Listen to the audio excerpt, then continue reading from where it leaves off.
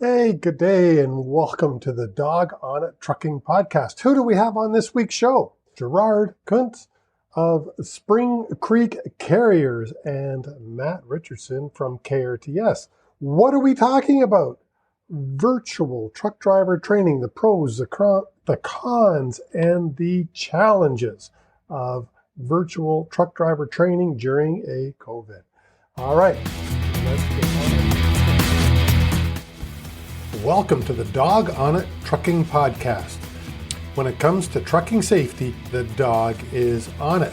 Well, what do we do on this show? I get to talk to some of the most influential trucking executives in our industry so that we can pick up new tips and tricks to use in our everyday businesses. So with that, let's get on with the show. Welcome to another episode and show. Today we are welcoming Gerard Kuntz of Spring Creek Carriers and Matt Richardson of KRTS, and we're talking about virtual training. Welcome, Gerard. How are you? Good, Chris. How are you? Pretty good, pretty good. And Good. Matt, And come Matt? on in and Hello. say hello. Morning, guys. Chris, thanks for having me on. Hey, it's always a pleasure. Gerard, I just wanted to start off with a question. COVID. We're still in the midst of COVID. How has it affected Spring Creek? Well, I mean, initially it was pretty horrible. You know, a lot of things a lot of things slowed down. A lot of things died fairly quickly. Business-wise, we were able to keep it all going just fine. But it was huge changes, and it was an awful lot of stuff to start coming up with the policies, coming up with procedures and practices to do during COVID to just let people in the building, as well as moving people who could work from home. Obviously, that doesn't affect the truck driver at all because not something you can do from home. But we had to do a lot there to help protect the guys and to protect everybody. You know, figuring out how to keep the trucks clean, figuring out how to keep them protected when they're running across the road and going into shippers and consignees. And there was an awful lot of stuff we had to do very quickly to figure out how can we do this and keep everybody safe. Right? I mean, keeping everybody safe is the bottom line. One of my carriers told me that being a cross-border truck driver right now, in their opinion, is one of the safest professions, because they were saying that shippers and receivers aren't letting you into the premises anymore, including, unfortunately, washrooms. But Yes, you know, have you found that to be true?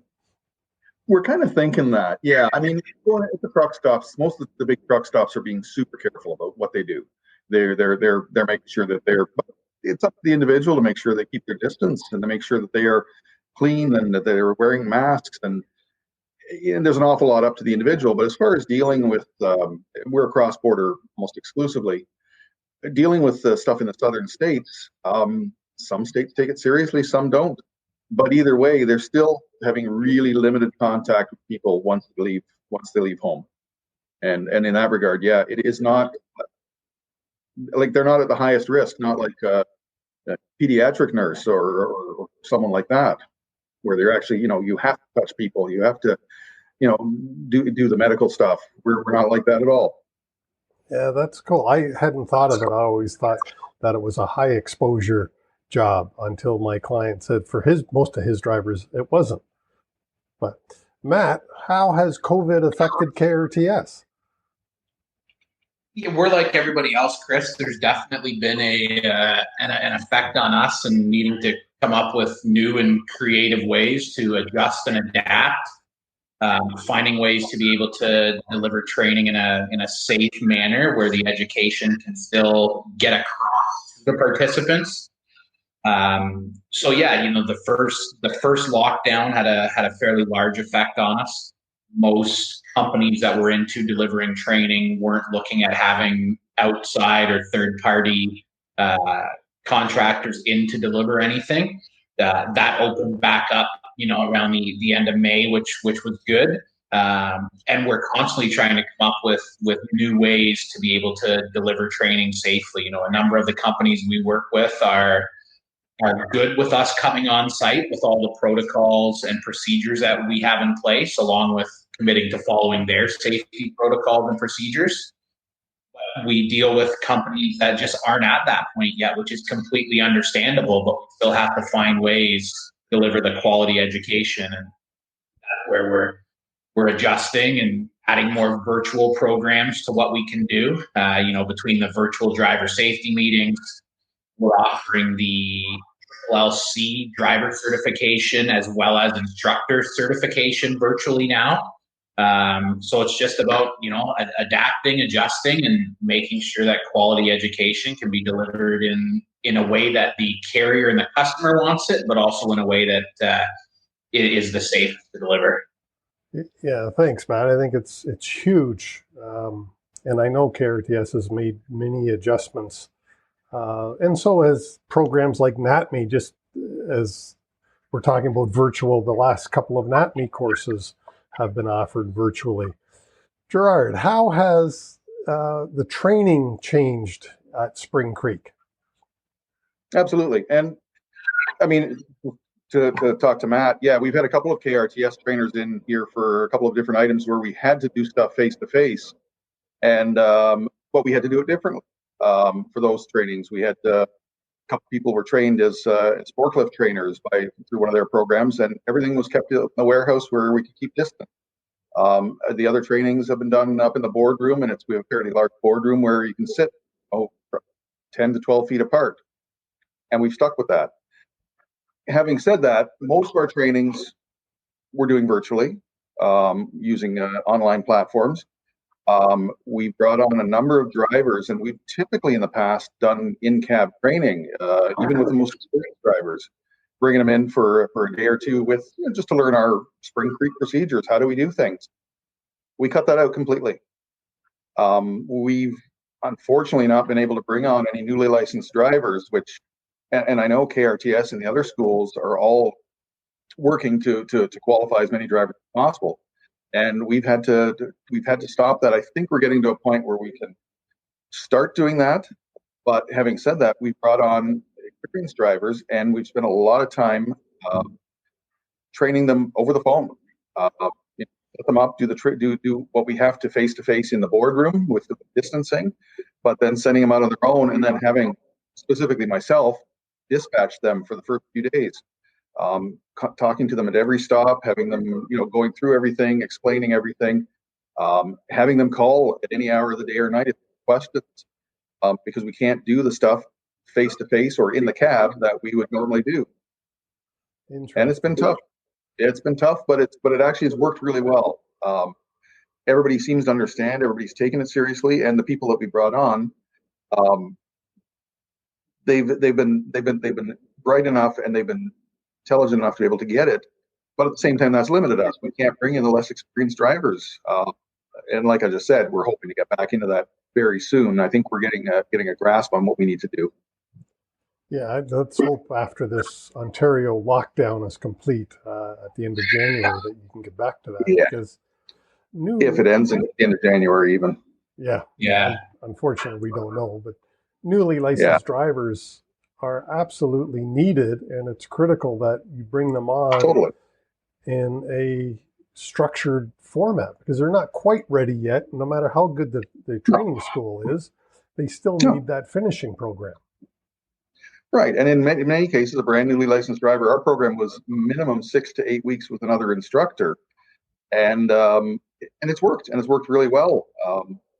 I was figuring about probably almost 25% of our drivers at the moment are people who came through a program like that, and it's working really well. But of course, now we've got a couple of trucks parked in the yard that we can't put someone in because there's only so many experienced drivers out there. I'm sure that everybody knows that's part of the new reality. But bringing on the new people is what we all want to do. It's one of the reasons why we have such a good relationship with KRTS and with the TTSAO. Right. Specifically, virtual training. How have you been using that? We've always used a program for quarterly trainings for drivers, so you can assign it, and they have certain, every quarter there's something relevant that we send out to them. a number of hours of training, and that's tied in with our safe driving reward bonus. But the virtual trainings is just using the same program. We've just expanded it, and they are do this training on their own time, paid training, of course, but they can't do it in the building. They can't go to training room set up anymore. This is all done at home, and and everybody's been good with that. They've appreciated that. Yeah. And Matt, I know that KRTS has their own online training portal. Have you seen an uptick in different people using the online training? Yeah, there has been a bit of an uptick. We're getting more carriers reaching out to us to learn about what that is. It's being included into more training packages now. Again, to kind of echo what Gerard said, it's another way to get that information and education out to the driver in a timely manner. And like he said, they can do it on their own time, basically anywhere they have a high-speed internet connection. Yeah. And how did you, just changing subjects a little bit, I know you participated in the KRTS Safety Dawg Thanksgiving Day virtual driver meeting, Gerard. How did Spring Creek find that? I've gotten huge numbers of positive comments on it. Actually, virtually no complaints. It was, people did it, and being able to do it either on the Friday or Saturday session was awesome. But being the guys who weren't available, and there were a number of them, there were people. American Thanksgiving is a good time to take vacation, so they were able to do it after the fact. That all worked out really well. They did miss out on the live chat at the end of both the Friday and Saturday sessions, and I totally appreciated the questions that came up there because, some of our folks asked some good questions, but some of the other people who were involved asked totally valid questions, and you get the benefits from that. And yourself, as well as Carrie, who did other stuff, Chris, that a lot more information comes out that is specifically on people's minds at that time, and that you folks have raised with what you were talking about. Yeah, no, I mean, I thoroughly enjoyed it. But Matt, what was the feedback like from that virtual session? We've got great feedback, Chris, from all the carriers who participated, who have had a chance to talk to their drivers. We had some great comments from drivers in the chat box during those virtual safety meetings. The feedback's been really positive. It's what led us to, and we're probably going to touch on this at some point again, but we're going to be offering more of those virtual driver safety meetings going forward. Just because there's really not an endpoint right now to, what lockdowns or what regulations are going to be in place when carriers are going to be able to have 20, 40, 100 drivers in one spot again for a driver. With these the virtual concept, it allows carriers to get the information out to their drivers in a safe way. Over that 2-day span, we had almost 500 drivers that we were able to educate safely, and it helps the carriers meet their requirements to their insurance providers. Yeah, and also afterwards, as was stated, the drivers had the ability, those who couldn't make it that Friday, Saturday, had the ability to view it for a time period afterwards. And we had another, I think it was 289 views after the fact. So, you said it was around 500 who participated on the Friday, Saturday, and that's true, plus another 200. We're somewhere between 700 or 800 participants, which I thought was just outstanding. But kind of leads into the next question.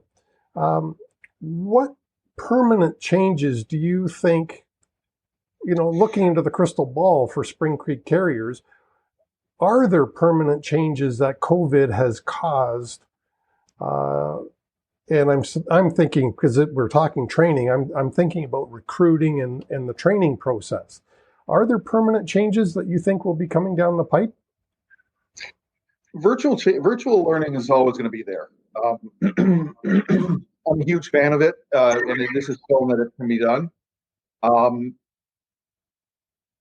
I quite frankly would like to get back to the face-to-face. Doing the annual safety meeting virtually worked really well, but everybody missed out on being able to see each other. I mean, we have drivers who've never met each other because they're on totally opposite schedules, and they do the same schedule every week. And when you work with people for a year or two, and all of a sudden you see some stranger walking across the yard, you kind of want to know who she is.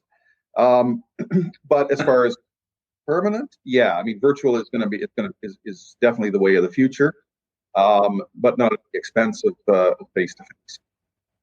Yeah, Matt, do you see changes for KRTS on a permanent way of delivering the programs? I think there will be some. I would definitely agree with Gerard that you can't really put a price on the importance of those face-to-face interactions. I think one of the things that this has definitely done is opened up the eyes to carriers or companies that were against any type of virtual or online training. And we came into those regularly that were totally against it, had to be in person. They've seen zero value in anything done virtually or through online training. That they've been forced to, not forced, but they've had to adjust if they wanted to keep up with their education or the providing of the education. Now they've been able to see the value that quality education can still get delivered in other forms than just in person. So I think it opens some eyes for sure. Yeah, and I think it's probably fair to say that we're all learning how we can mesh it together better. That the face-to-face combined with the virtual, some things, particularly in technical knowledge and so on, or particularly with a speaker who can't be there face-to-face, is phenomenal. And if you tie that in tightly with the face-to-face, the two can work together really well. Yeah, and I mean, I'm a big fan of person-to-person meetings as well. I always think that they are the best way to go. And then virtual is the second best, quite honestly. My opinion is that you're going to see a combination now for not very much investment in equipment. And I'm just thinking of this now as listening to the answers to those questions. I think the next virtual meeting, the next in-person driver meeting for a client, I'm going to have to invest in a motion camera that'll follow me as I do the presentation. And then within 24 or 48 hours, I could have that recording posted so those who couldn't make it could watch the exact same driver meeting as it actually happened. For sure. We got, just to kind of piggyback on that point about cameras, Chris, something interesting that we're doing now, and it's going to roll out for the first time this week. Obviously, we can't travel out east right now with COVID, but we have a couple customers out there who are wanting to participate in the LC program. So we'll be doing the workshop via Zoom, and then there's a 360 GoPro camera that the drivers will be filming their commentary drives with, uploading them to the cloud, and our LLC master instructor will be reviewing the drives with the driver. That's cool. Interesting. So I haven't heard say a 360 GoPro. Yeah, it's a 360 camera, so you can literally see everything that the driver is viewing while they're driving. There's ways to cut and edit it, but then there's also, when we view it on our end after the driver uploads it, it's as simple as navigating the mouse around to be able to see everything that they're discussing. That's pretty cool. Yeah, we're excited. Sorry? We're excited for it. Yeah, and again, going back to my thought of once we get back to in-person meetings, that would be a great thing, because that would we'd have the audience in the. Anyways, just way off topic, but. No, absolutely. I like the thought. Yeah, that's pretty cool. Virtual training is going to be here for the next several months. I'm thinking pretty much 2021. I really don't think that companies, even once the vaccine and everything rolls out, I think everybody is going to be hesitant to get into large groups again for the rest of 2021, because it's going to take, as Trudeau said, he thinks the vaccine will have been made available to all Canadians who want it by the end of 2021. So it's going to take us that long to get vaccinated. That's why I'm saying I think virtual training will be here for all of this year before carriers get more used to having everybody back in large groups again. How do you see Spring Creek using virtual training going forward for the next period of time? I don't want to say a year, but the next. No, I know. I agree. We don't know either. We're going to use it as long as if we have to exclusively, we'll use it as long as we need to. We want to get to the face-to-face meetings. We're just going to do like we've done all along, just week by week. Where are we at now? What are we doing? And is it appropriate? And is it safe? And is it a good risk for us to bring people in, or do we just stick with the virtual? Again, like I said, the virtual training is going to be there tied in with face-to-face anyways. It is, and we've embraced it several years ago. But some of it's going to stay. Yeah. Well, what are some of the disadvantages? Because you've said that in-person training is the best. What are some of the disadvantages about online training? It's the lack of being able to see a person's reaction. I mean, we're looking at each other on the screen right now, and it's still limited on what we can see, right? It's still limited on the response. It's still, when somebody, slouches in their chair in the middle of training, or they're looking off in the distance, you know if you're losing them, or if you need to adjust what you're saying, or take a break. That may be a disadvantage. The other one, again, that I mentioned earlier, not being able to get everybody in the same room together. I'm sure our annual meetings are similar to what many companies do. We start with breakfast, so that puts people in a good mood. We get a chance to talk. Those who like to go out for a breath of fresh air after a cup of coffee, get the chance to do that. But you're seeing people and you're talking with people, and you always connect with someone that you haven't for a long time. This is not something you're going to get virtually, unfortunately. For sure. Other than that, but for the actual information, the technical information, and for having a safety topic, virtual is phenomenal. I mean, Chris, we wouldn't have had a chance to listen to you talk the same way as we did on November 20, whatever it was. But you could have hired me to come out. I'm available. And it may happen. Matt, what do you see as changes going forward for virtual? Sorry, what are the disadvantages of virtual training? And then I'll ask you about some of the advantages. Yeah, I would echo what Gerard said. Sometimes it's tough to get a read on whether the individuals are really taking in the content or not. When you're in person, it's much easier to read a room than virtually. And that we're in an industry that we're used to face-to-face interaction and shaking hands and being able to put faces to names and meeting people and really connecting. It's tough to truly connect virtually. It's just important to try to make the best out of that connection and ensure the education and information gets across. And it's also, I think, one of the other important things is the time frame when you are delivering virtual training. I wouldn't recommend an 8-hour long education session virtually. I think you got to keep them short, 1 to 2-ish hours to truly keep people engaged. Yeah. Any suggestions that Spring Creek might have as to, because you participated in that Thanksgiving meeting, and you've already heard us kind of allude to the fact that KRTS and Safety Dawg are going to do it again.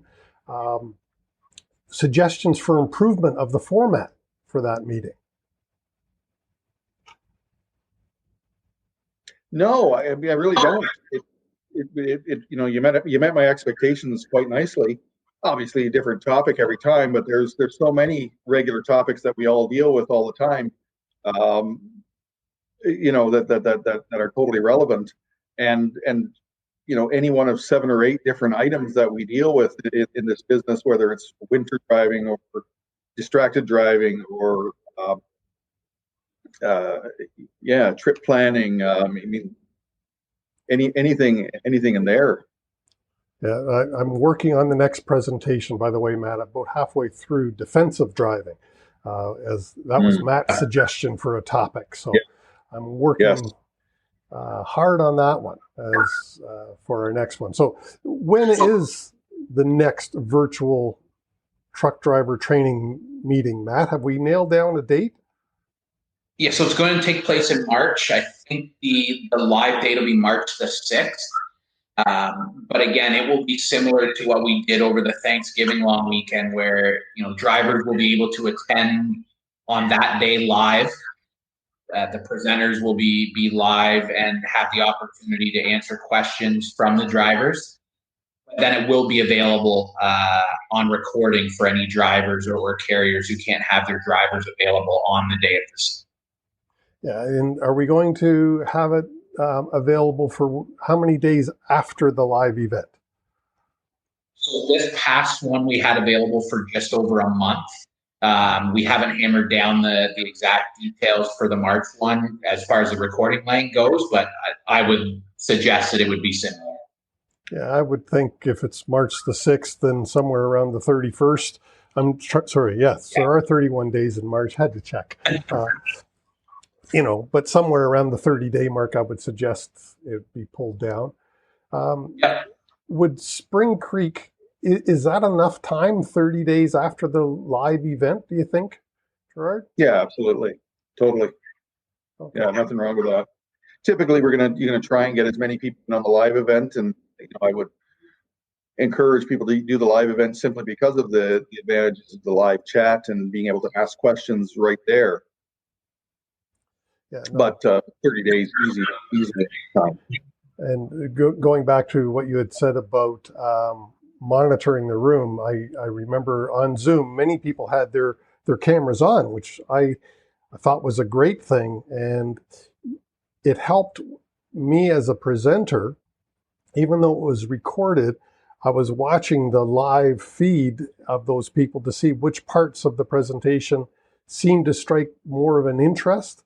And then which parts, because I wasn't presenting it live, I was there live to answer the questions. I could watch these people and I could see which parts they thought were a little more boring, so that I could tweak the presentation for the next time. Because it was winter driving. I mean, every winter we're going to be talking about winter driving again. Yeah. It was interesting, Chris, during the first one as well, to see some of the dialogue in the chat box between drivers and their different views on things and what they've experienced. Yeah, it was, because it was our first one, it was a lot of fun, and truthfully I enjoyed the chat going back and forth. That I think probably the younger drivers, a lot of the younger ones were more used to having chat as video goes.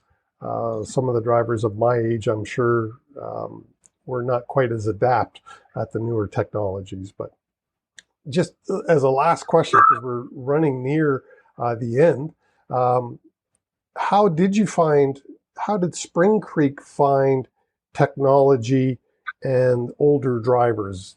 Were there some things that had to be overcome there? Yeah, I had a couple of guys who tried to get in on the Friday session and just couldn't do it. So we had to do a little workaround and figure it out. Some of them, whether they were doing it on their smartphone and it wasn't quite set up for it.